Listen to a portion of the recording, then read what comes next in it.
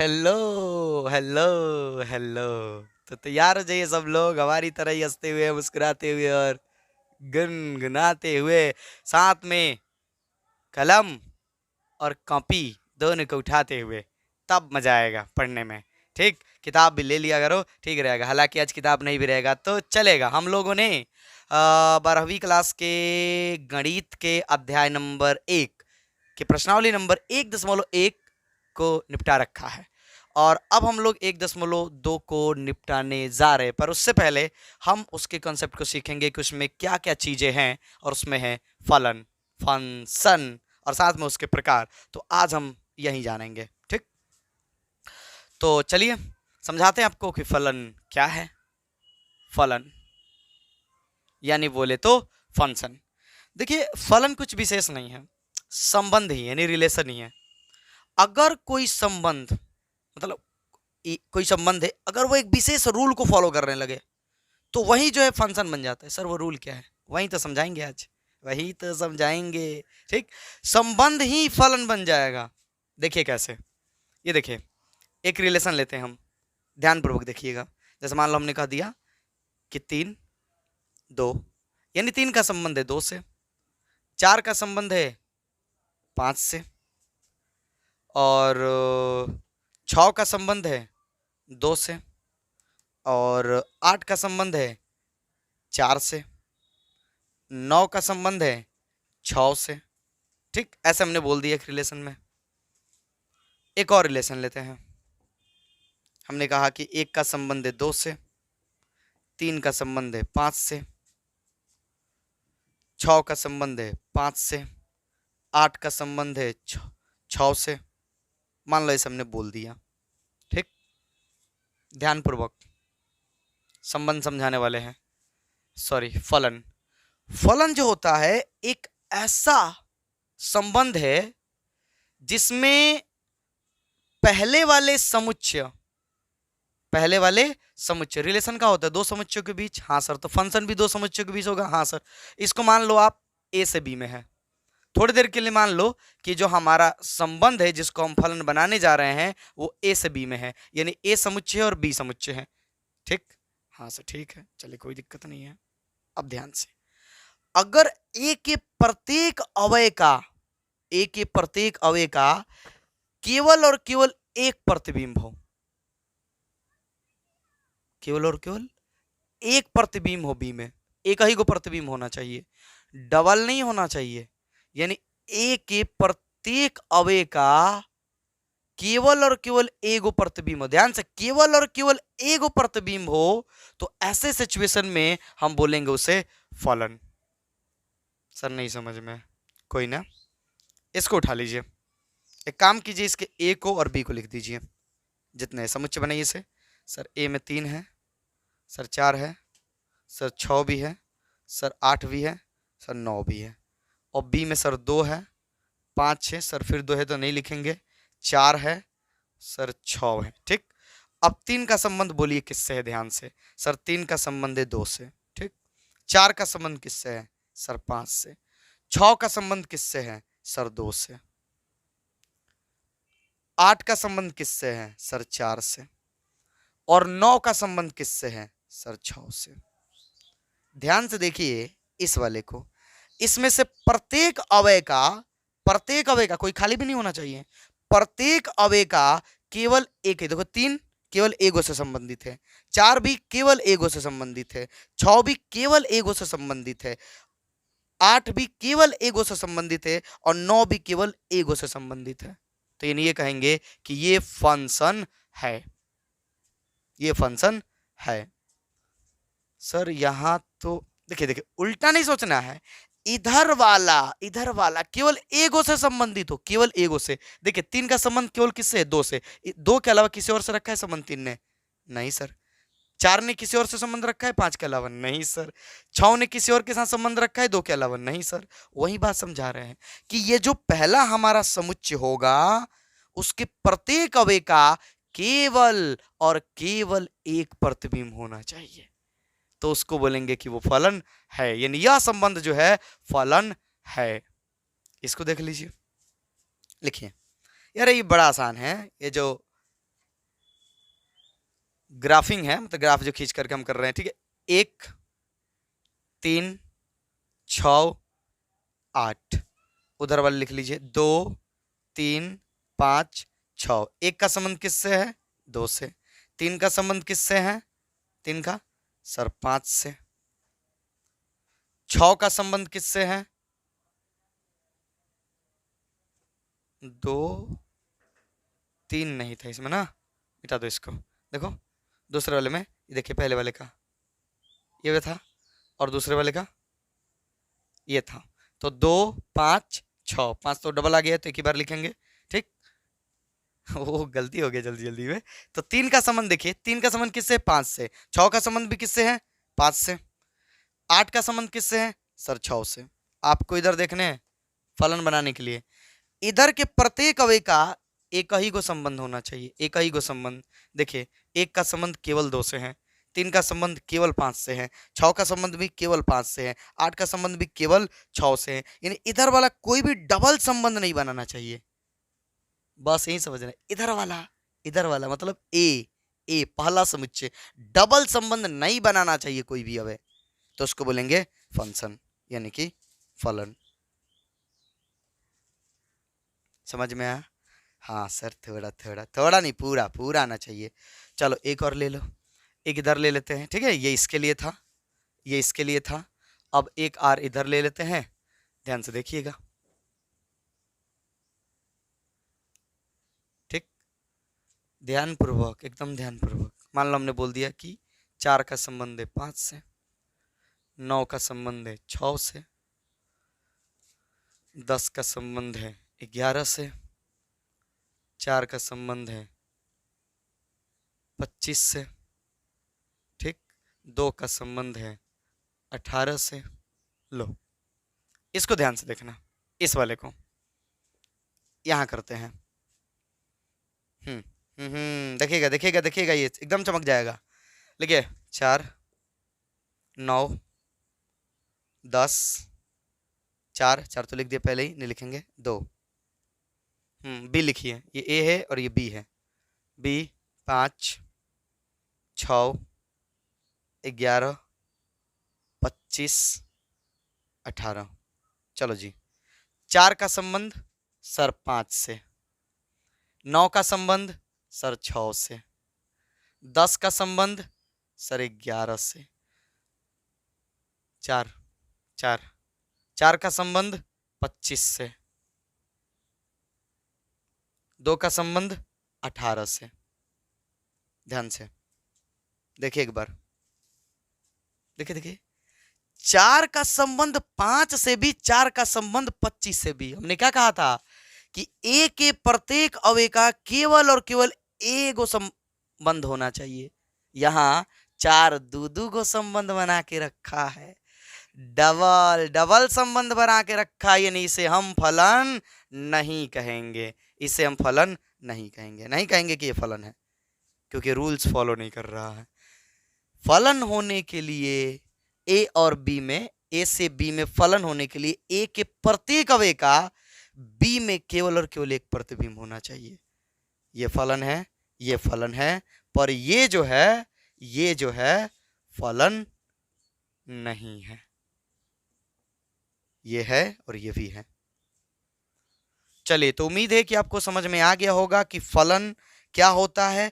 एक बार इसको सारांश रूप में बता देते हैं कि कोई संबंध ही फलन बन जाएगा जब ए से बी में संबंध हो और ए के, यानी पहले वाले के प्रत्येक अवयव का केवल और केवल एगो प्रतिबिंब हो, एगो प्रतिबिंब हो, केवल और केवल एगो प्रतिबिंब हो, डबल नहीं होना चाहिए। यहाँ वही गलती हुआ, डबल हो गया था, ठीक।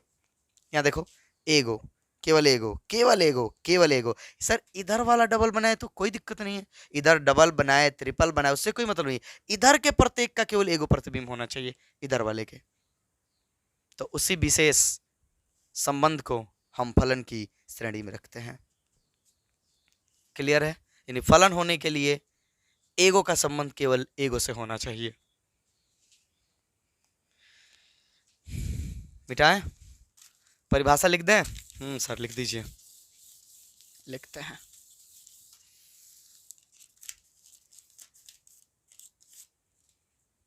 लिखेंगे समुच्चय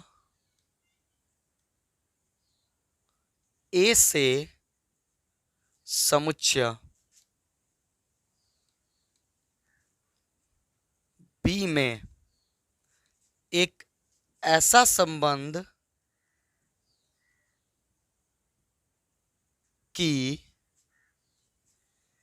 ए के प्रत्येक, ये भी याद रखिएगा, कोई खाली भी नहीं जाना चाहिए, कोई खाली भी नहीं जाना चाहिए, ए के प्रत्येक अवयव का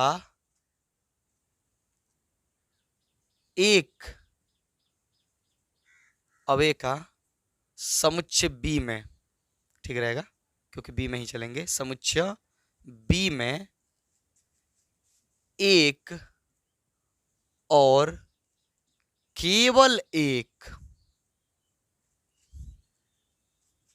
प्रतिबिंब हो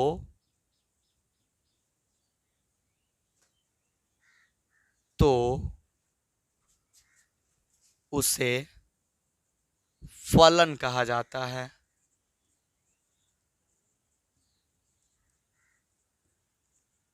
ये हो गया परिभाषा। चूंकि फलन को इंग्लिश में फंक्शन बोलते हैं तो इसे हम लोग एफ से सूचित करेंगे, ठीक है, एफ से सूचित करेंगे।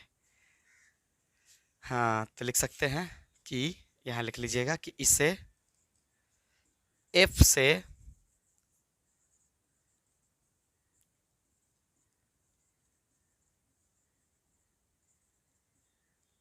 सूचित किया जाता है।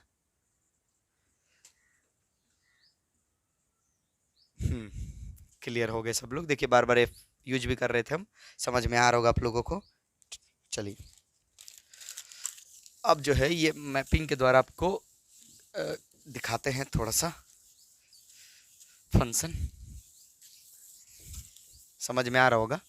उदाहरण के लिए लिख लें, जैसे मान लीजिए कि कोई आर है, नहीं कोई आर है, तो यहाँ पर अगर हम कह दें कि 1 का संबंध 4 से है, 2 का संबंध 5 से है, 3 का संबंध 4 से है, 9 का संबंध 6 से है, ऐसे करके मान लो बोल दिया हमने, तो ये संबंध है।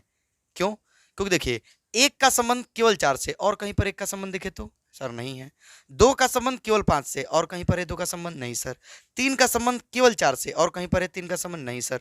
9 का संबंध केवल 6 से और कहीं पर है, यानी पहले वाले का दुगो प्रतिबिंब नहीं होना चाहिए बस, ठीक। तो जैसे यहाँ पर अगर हम लिखें, देखिए यहाँ पर लिखते अगर हम, ठीक, मान लो कि ये रिलेशन दे रहे हैं हम, तो ये हो गया ए और ये हो गया बी, 1 2 3 9 और दूसरे में 4 5, 4 तो लिखा गया यहाँ पर, 6।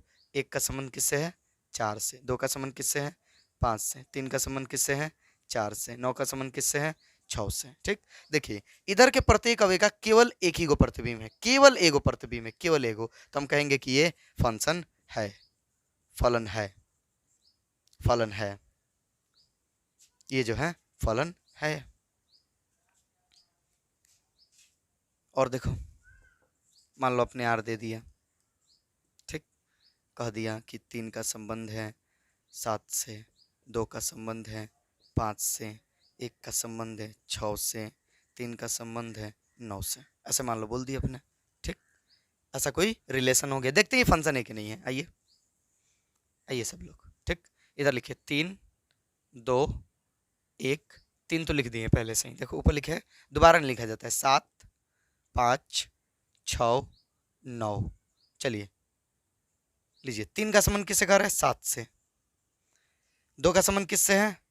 5 से। 1 का संबंध किससे है? 6 से। और 3 का संबंध 9 से। ये लो, गड़बड़ हो गया, गड़बड़। 3 ने डबल प्रतिबिंब बना रखा है, यानी ये संबंध है पर फंक्शन नहीं है, यह फलन नहीं है। क्यों नहीं है? क्योंकि 3 के दो दो प्रतिबिंब हैं। 3 का संबंध 7 से भी, 3 का संबंध 9 से भी। हमने कहा कि एगो का संबंध एगो से होना चाहिए। चलिए आपको देखने इधर से ही, इधर से मत देखने लगिएगा। तो ये हो गया फलन। थोड़ा समय लिया हमने, पर उम्मीद है कि आप लोगों को अच्छे से हमने समझाया होगा और आपको समझ में आया होगा, मजा भी आया होगा, खुश भी होगे कि सर ये तो बड़ा जटिल लगता था, पहले आसान बना दिया आपने। हाँ बिल्कुल आसान है ये, बिल्कुल आसान है, टेंशन लेने की जरूरत। अभी बहुत बताएंगे आप लोगों को, ठीक है, डीप में भी चलेंगे हम। तो फलन हो गया, आप नोट कर लीजिए, नोट कीजिए फटाफट, साइड हो जाते हैं हम कहिएगा तो ठीक रहेगा आप लोगों के लिए कि नोट कर लिया करें इसी वक्त, भविष्य के भरोसे न रहें। मिटाते हैं। अब देखिए, अब समझेंगे फलनों के प्रकार। देखिए फलन तो आप लोग 11th में भी पढ़े होंगे, पर सर वो पुरानी बात किसको याद रहती है। हाँ वही तो, इसलिए तो हमने भी नहीं याद दिलाया कि आपको हमने पढ़ाया है, चाहे आप पढ़े हैं, कहीं पढ़े हैं, पर पढ़े हैं, उतनी पुरानी बात किसको याद रहेगी। हाँ कुछ लोग होते हैं जो याद करके रखते हैं। चलिए, तो अब हमारा हेडिंग होने वाला है फलनों की प्रकार। अब मान लीजिए कि कोई रिलेशन फंक्शन है जिसे हम एफ से सूचित करेंगे, तो फंक्शन में भी तो कई टाइप के फंक्शन होंगे, बिल्कुल होंगे ही होंगे भाई। फंक्शन फंक्शन में भी कई टाइप के फंक्शन होंगे, तो कई तरह के हम फंक्शन जो है समझाते हैं आप लोगों को। सबसे पहला फलन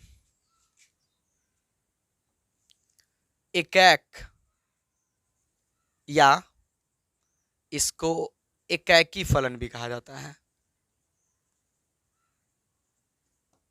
ध्यान से, ये क्या कहता है, ये कहता है कि एक ऐसा फलन जिसमें ए के प्रत्येक अवयव का,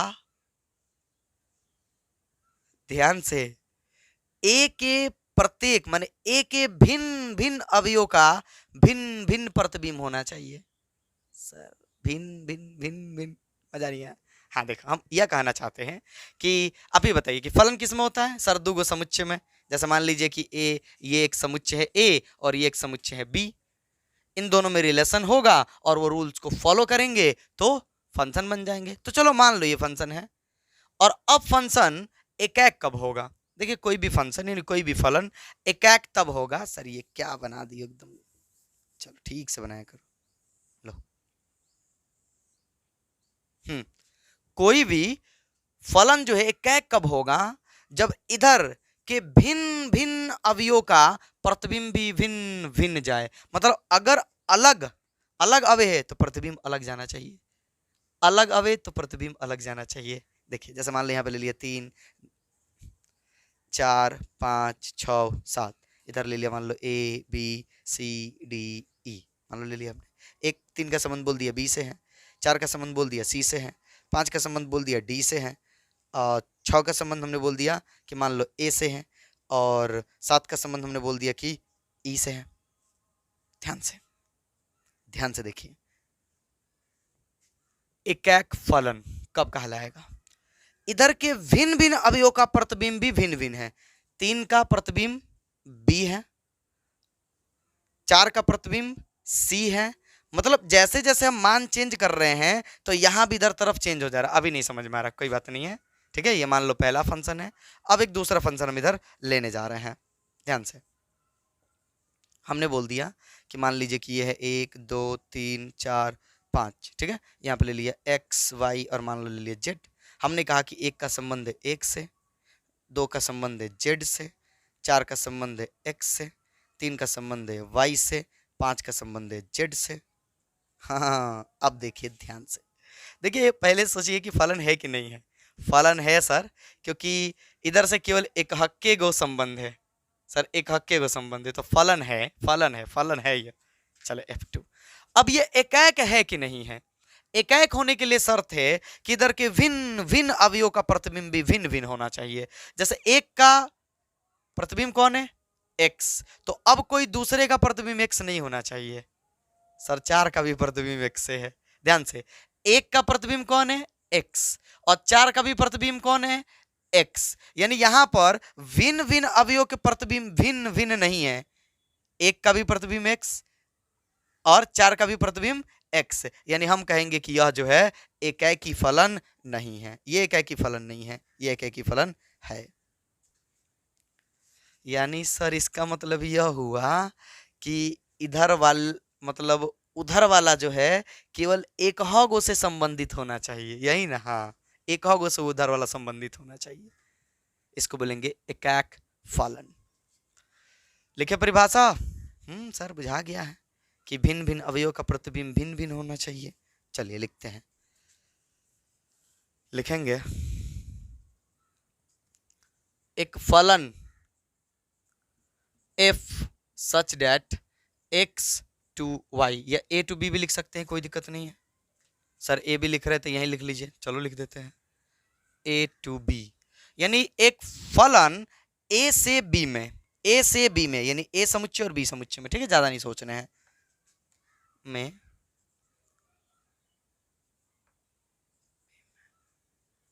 एकाक फलन कहलाता है। शर्त देखिए, शर्त देखिए क्या कहलाएगा, कब, यदि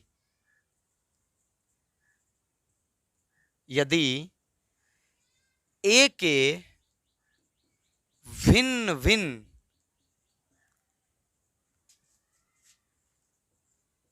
अवयव के प्रतिबिंब भिन्न भिन्न हो।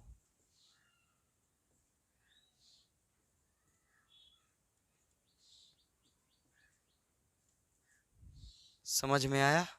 यानी कि कुल मिला के कहें कि दो नंबरों का एक ही प्रतिबिंब नहीं होना चाहिए, दो अवयवों का एक ही प्रतिबिंब नहीं होना चाहिए। ये अगर जिससे मिल गया दूसरा उसे नहीं मिलना चाहिए, दूसरा का संबंध उसे नहीं होना चाहिए, बस। तो ऐसे को ही बोलेंगे एकाक फलन। अरे सिंपल है, एकाक यानी सिंगल, सोचो ना, सिंगल जो हो यानी एक से एक ही को का संबंध हो, एक से एक ही नहीं कि यही से संबंध बना के रखा है और यही से संबंध बना के रखा है, तो ऐसे को एकाक नहीं बोलेंगे, ऐसे को एकाक नहीं बोलेंगे, ठीक।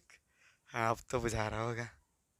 चलो तो यह जो है, यह लिख दीजिए कि एकाक फलन है, एकाक फलन है, यह जो है एकाक फलन नहीं है, ठीक। नोट कर लीजिए, एक फलन f such that a to y यानी a से, सॉरी a टू y बोल रहे, a टू b यानी a से b में एकाक फलन कहलाता है यदि a के भिन्न भिन्न अवयव के प्रतिबिंब भिन्न भिन्न हो। ये परिभाषा है, परिभाषा पे उतने फोकस करने की जरूरत नहीं है, अगर हजम ना हो रहा हो तो, बस ये मूल कॉन्सेप्ट, बस इतना याद रखो। हो गया। अब सवाल होगा कि सर अगर मान लीजिए कि वो एकाक नहीं है तो उसको क्या बोलेंगे। देखिए जो एकाक नहीं होते हैं, जो एकाक नहीं होते हैं उसको बोलते हैं बहुएक फलन, उसको बोलते हैं बहुएक फलन, बहुएक फलन। तो इसे नोट कर लो और अब हम बहुएक फलन का परिभाषा लिख देते हैं, यहां परिभाषा लिख देते हैं बहुएक फलन, ठीक। बहुएक फलन, एक फलन f such that a to b एकाक फलन नहीं, बहुएक फलन। फलन कहलाता है यदि a के भिन्न भिन्न अवयव के प्रतिबिंब भिन्न भिन्न न हो, बस हो गया। अगर भिन्न भिन्न अवयव के प्रतिबिंब भिन्न भिन्न न हो, यानी 2 गो का एक ही हो जाए, चाहे 3 गो का एक ही हो जाए, चाहे सबका एक ही हो जाए प्रतिबिंब, तो हम बोलेंगे ऐसी स्थिति में कि वो बहुएक फलन है। जैसे ये बहुएक फलन है। और भी उदाहरण दे दें? हाँ सर दे दीजिए, देखिए और भी ले लीजिए उदाहरण।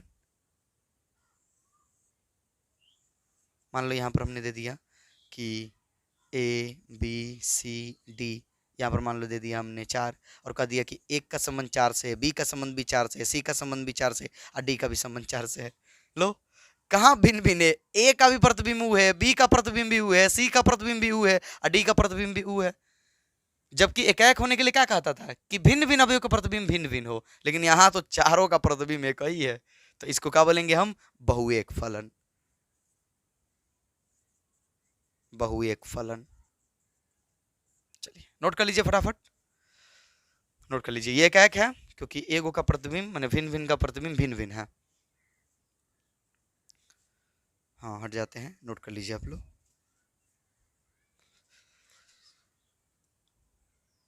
उम्मीद है कि आप लोगों को समझ में आ रहा होगा, कोई दिक्कत नहीं हो रही होगी।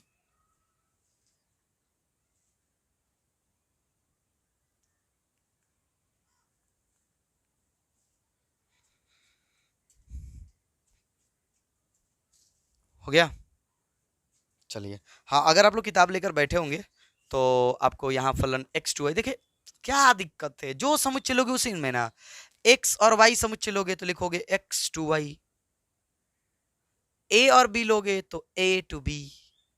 हाँ सर, क्या दिक्कत है, c से d लेंगे तो c to d। तो बस, समझदारी समझदारी समझदारी। मिटाते हैं। तो एक एक फलन समझ लिए हम लोग। अब देखिए, और बहुएक भी समझ लिए। तीसरा,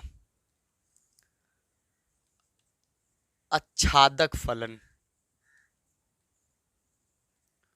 आच्छादक फलन, ठीक। देखिए, आच्छादक फलन सिंपल होता है, ये कहता है ना कि ए से अगर बी में फलन है आपका, तो बी के प्रत्येक अवय किसी ना किसी का प्रतिबिंब होने चाहिए।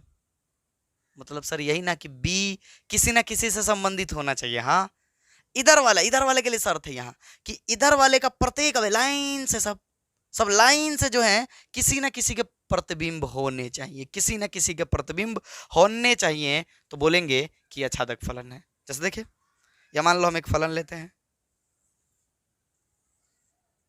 1 2 3 4, मान लो 2, यहाँ पे ले लो, चलो ए बी सी डी, ठीक है। हमने कहा कि एक इसका संबंध इसका संबंध इसका संबंध इसका संबंध, ठीक। ये मान लो F1, ध्यान से देखते जाना आप लोग, ठीक।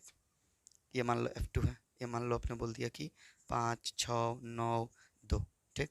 और यहाँ पर हमने बोल दिया कि 16 है, 4 है, 9 तो लिखे ना, 25 है, 32 है, 44 है, मान लो ऐसे लिख दिया हमने, ठीक।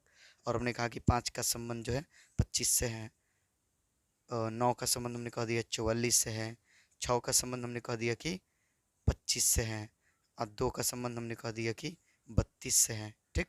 ध्यान से देखिएगा आप लोग, बस आ जाएगा समझ में। और देखिए, यहाँ पे ले लिया 2, यहाँ पे ले लिया 4, यहाँ पे ले लिया 5, यहाँ पे ले लिया 1, यहाँ पे ले लिया ए, यहाँ पर बी, यहाँ पर सी, यहाँ पर डी, यहाँ पर मान लो ले लिया ई, ठीक। हमने कह दिया कि इसका संबंध इससे है, इसका संबंध इससे है, इसका संबंध इससे है, और इसका संबंध मान लो इससे है, ठीक। और देखिए,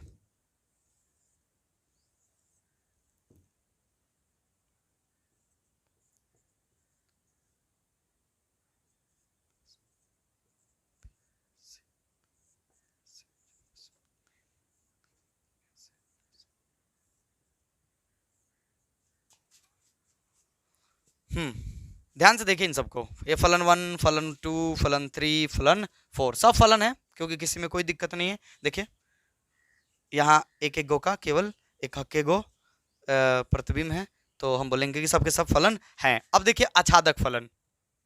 आच्छादक फलन का मतलब होता है कि जो आप जिन समुच्चयों में फलन ले रहे हो, उन समुच्चयों में से जो ए से बी आप ले रहे हो, तो बी के प्रत्येक अवय किसी ना किसी का प्रतिबिंब होना चाहिए, यानी किसी ना किसी से संबंधित होना चाहिए, कोई खाली नहीं जाना चाहिए।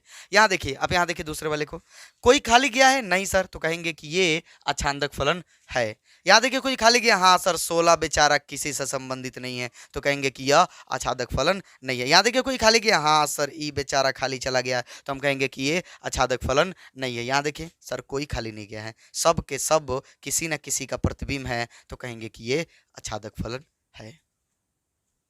आया समझ में? बिल्कुल आया होगा, बिल्कुल आया होगा, बिल्कुल आया होगा। परिभाषा लिख दें? लिख दीजिए सर। लिखेंगे कि एक फलन f such that a to b आच्छादक फलन कहलाता है यदि b का प्रत्येक अवयव